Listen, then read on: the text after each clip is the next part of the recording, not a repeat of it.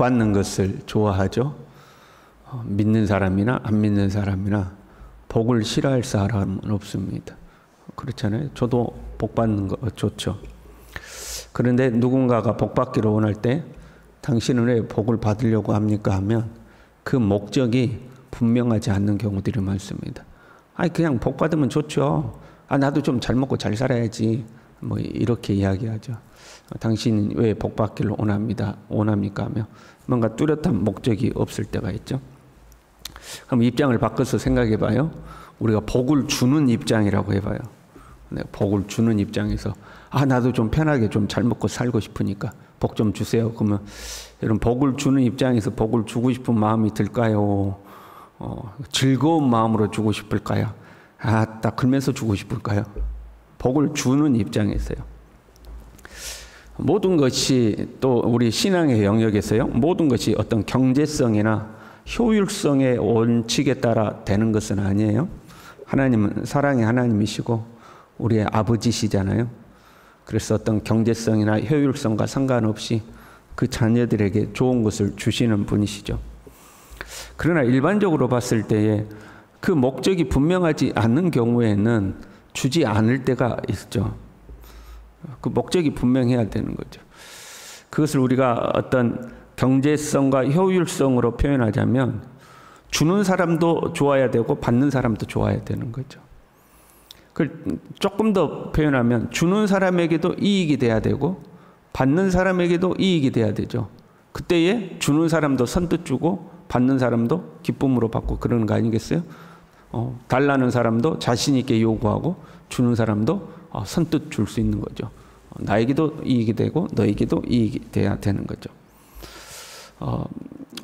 사람의 예를 들어봐요. 나에게 자식이 둘 있어요.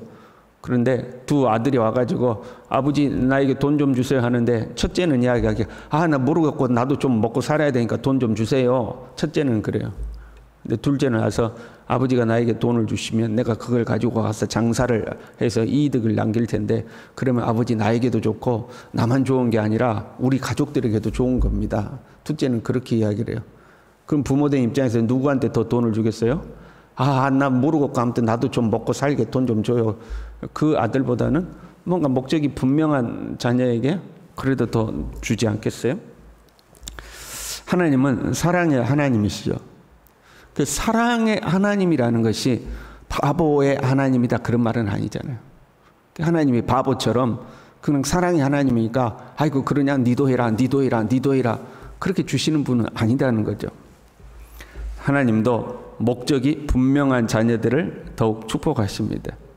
그렇잖아요. 그래서 우리 인간의 말로 표현하면 나에게도 이익이 되고 하나님께도 이익이 돼야 되는 거죠. 그게 우리의 복을 받아야 되는 이유요 목적이 돼야 되는 거죠.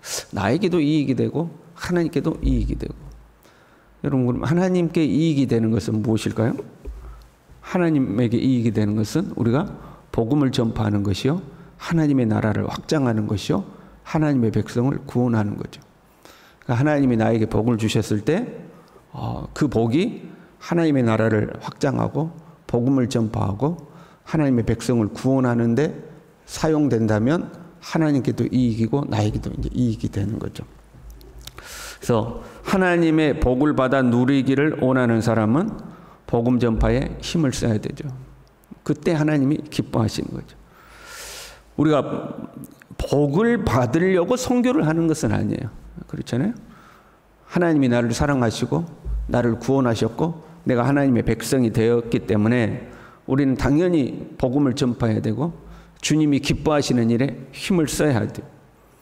그런데 우리의 수준이 그런 수준이 못 돼요. 우리의 수준이 저급해요. 그럼 저급한 수준일지라도 하나님이 나에게 복 주실 때 내가 주를 위하여 살아야 한다. 하다못해 내가 주의 복음을 위해서라도 나 복을 받아야겠다 하는 그런 수준은 돼야 된다는 거예요. 정말로 주님을 사랑하고 주님의 기뻐하시는 일을 위해 살았더니 하나님 우리를 기뻐하시고 축복하시면 제일 좋겠죠. 근데 그 수준은 못 돼. 그 수준은 못 될지라도 그래도 우리가 내가 복을 받아 누리려면 복음 전파를 해야겠다. 이 정도라도 하다못해 해야 된다는 거죠. 이도저도 아니고 몰라 나는 그냥 나 잘 먹고 잘 살아야 되니까 복 주세요. 뭐 이 정도 같아서는 안 된다는 거죠. 지금 가이오는요, 축복이 저절로 나오는 성도죠. 그렇잖아요. 본문에 나오는 가이오는요, 축복이 저절로 나오는, 네 영혼이 잘됨처럼 너희 범사에 잘되고 강건하길 내가 간구한다. 축복이 저절로 나와요. 그렇게 가이오가 칭찬받고 사랑받는 이유는 네가 진리 안에서 행한다, 이렇게 돼 있어요. 그럼 가이오가 진리 안에서 행한다는 것은 무엇이었을까? 예수님이 진리시니 곧 예수님 안에서 행한다, 이렇게 해석할 수도 있어요. 그러나 그 예수님 안에 있는 자에게서는 구체적인 행동이 나오죠. 가이오에서 나오는 구체적인 행동이 무엇이었을까? 사랑이죠. 사랑이 나오는 거죠. 지금 요한 서신에 공통적으로 나오는 거거든요. 하나님은 사랑이시니 우리가 사랑하는 것이 마땅하다. 사랑이 나오는 거죠. 근데 그 사랑이라는 것이 그냥 사랑이 아니에요. 우리끼리 좋아서 하하호호 하는 사랑은 아니에요. 5절에요. 사랑하는 자여, 네가 무엇이든지 형제 곧 나그네 된 자들에게 행하는 것은 신실한 일이니, 그랬어요. 형제 곧 나그네 된 자들, 이렇게 돼 있는데 성도들, 더욱이 나그네 된 성도들, 그런 의미예요. 성도들에게도 신실하게 행했고 더더군다나 나그네 된 성도들에게는 더 신실하게 행했다는 거죠. 이 나그네 된 성도들이란 순회 전도자들을 의미해요. 당대에는 이 상주하는 목회자보다도 순회하는 이제 복음 전도자들이 많던 시대죠. 이렇게 이 교회에서 저 교회로, 이 지역에서 저 지역으로 복음을 전하며 다니는 거죠. 그들을 잘 영접했다 하는 거예요. 그들을 잘 영접한 거죠. 그러니까 그 가이오를 만났던 순회 전도자들이 요한과 요한이 있는 교회에 가서 이제 간증을 한 거죠. 야, 거기 갔더니 가이오가 진짜 잘해주더라. 우리를 잘 영접해주고 잘 섬겨주고 우리가 떠날 때에 경비도 다 책임져 주더라. 참 가이오가 잘해주더라 하고 이제 교회에 소문이 난 거죠. 그래서 6절에요. 그들이 교회 앞에서 너의 사랑을 증언하였느니라. 가이오에게서 나왔던 사랑은 우리끼리 너 좋아 나 좋아 이 사랑이 아니고 어떤 사랑이었어요? 복음 전도자들을 섬기는 사랑이었어요. 성도들과 복음 전도자들을 섬기는 사랑, 그게 이제 가이오에게 있었죠.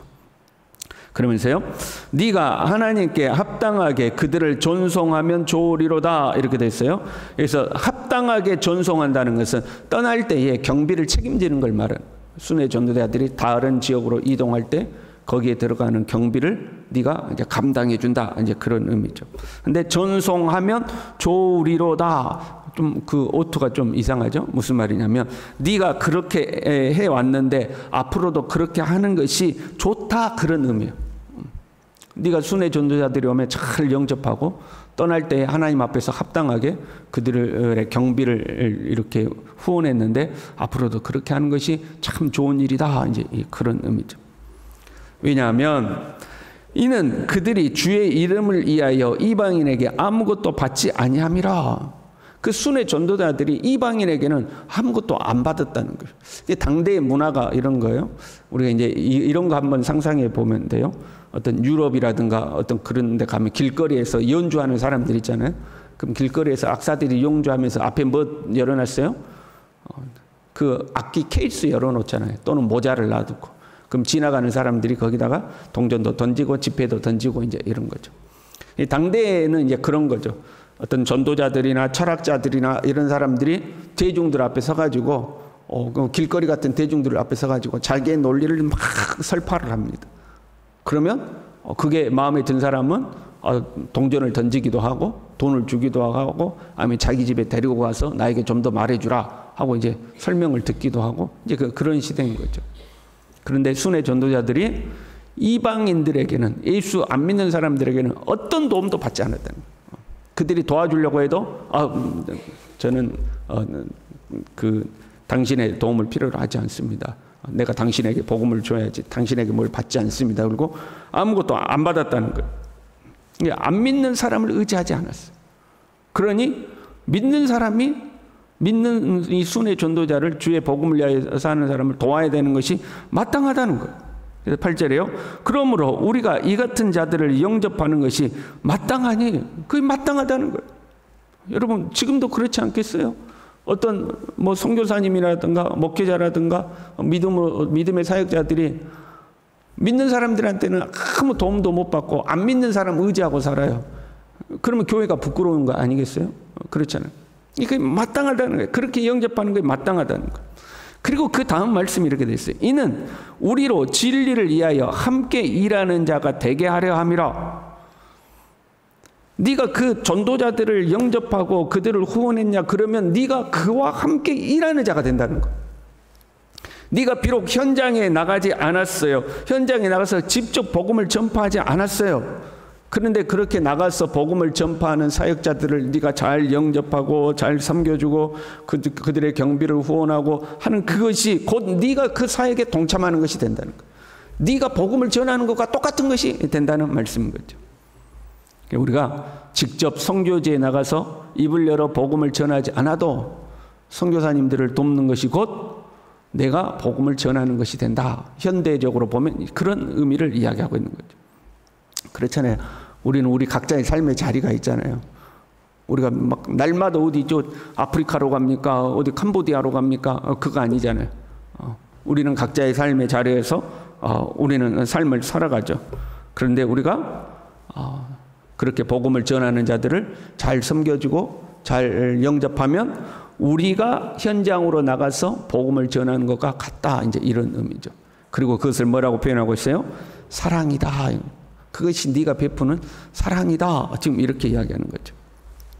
현대 교회도 그렇잖아요. 여러분, 우리의 각자의 삶에 있고 말씀을 전하고 말씀을 증거하는 역할은 누가 해요? 목회자가 하는 거잖아요. 제가 중국에 가서 세미나를 해요. 그러면 저만 복음을 전하고 온 게 아니라 누가 복음을 다 전한 거예요? 우리 교회가, 우리 모든 성도가 합력해서 복음을 전한 것이 되는 거죠. 그렇잖아요. 제가요, 그 중국이 아니고 대만에 금문도, 여러분 생각나, 언젠가 한번 금문도 목회하시는 분 제가 소개한 적이 있잖아요. 그 금문도에서 매년 세미나 해달라고 연락이 와요. 근데 이 핑계 저 핑계로 매번 안 갔어요. 여러분 세미나 가면 힘들어요. 피곤하고. 그래서 이 핑계 대고 저 핑계 대고 안 갔어요.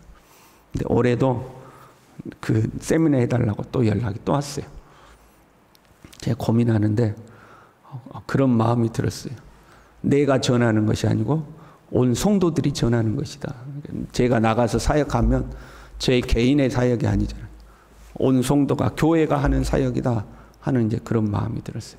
그래서 나는 나가서 복음을 전하고 성도들은 각자의 삶의 자리에서 복음을 전하고 그런 마음이 들어가지고 가려고 마음을 먹었어요. 금문도에. 그런 거죠. 제가 나가서 말씀을 전하고 왔어요. 그럼 저만 한 게 아니라는 거죠. 온 성도들이 함께 동참하는 것이 되는 거죠. 그래서 가급적이면 선교사님들에게 우리가 힘을 다해서 할 수 있는 우리의 최선을 다해서 선교사님 돕고 하는 것이 우리가 그들의 사역에 이제 동참하는 것이 되는 거죠. 저도 개인적으로 선교사님들이 교회를 방문한다거나 아니면 개인적으로 연락이 온다거나 그러면 가급적이면 협력하려고 애를 씁니다. 우리 교회가 그렇게 규모가 크지 않고 또 여력이 되는 것은 아니지만 그래도 힘을 보태려고 애를 쓰고 아무리 선교지가 작고 힘이 없는 선교사님이라도 함부로 하지 아니하고 존중하려고 애를 쓰죠. 그 어떤 교회들은 보면요, 후원은 뭐 한 달에 뭐 5만 원, 10만 원 조금 하면서 그냥 선교사님한테는 왕노릇 하려고 하는 그런 데도 많이 있어요. 그러니까 그렇지 않고 최선을 다하려고 나름 노력을 하죠. 우리 교회가 이 복음 전파에 더욱 힘쓸 수 있는 교회가 되기를 바랍니다. 그래서 하나님께 소식이 들려지기를 이 서부교회 성도들은 참 잘해주더라. 이제 복음 전도자들이 이야기를 하는 거죠. 이것도 잘해주고 저것도 잘해주고 참 잘해주더라 하고 이제 소문이 가는 거죠. 그래서 주님이 우리를 향하여 네가 진리 안에서 행한다 하니 내가 심히 기뻐하노라. 사랑하는 자여, 네 영혼이 잘됨처럼 범사가 잘되고 강건하기를 내가 원한다. 이런 이야기를 들을 수 있는 우리 교회 모든 성도가 될 수 있기를 바랍니다. 기도하겠습니다. 하나님 아버지, 우리가 이 땅을 살아가는 동안 여러 가지 원하는 것도 있고 소망도 있고 바람도 있지만, 하지만 주님의 나라를 위하여 사는 것, 주의 복음을 위하여 사는 것이 우리의 뚜렷한 삶의 이유가 목적이 될 수 있도록 주님 우리 모두를 붙들어 주시고, 내가 처한 내 삶의 환경에서 최선을 다하여 주님의 나라를 위하여 함께 동참하여서 네가 진리 가운데 행한다는 소식을 들으니 내가 참으로 기쁘다. 네 영혼이 잘됨처럼 너의 범사가 잘되고 강건하기를 내가 원한다 하는 이런 축복의 소리, 기쁨의 소리를 듣는 우리 모든 성도, 우리 교회가 될 수 있도록 우리를 붙들어 주시옵소서. 예수님의 이름으로 기도 올리옵나이다. 아멘.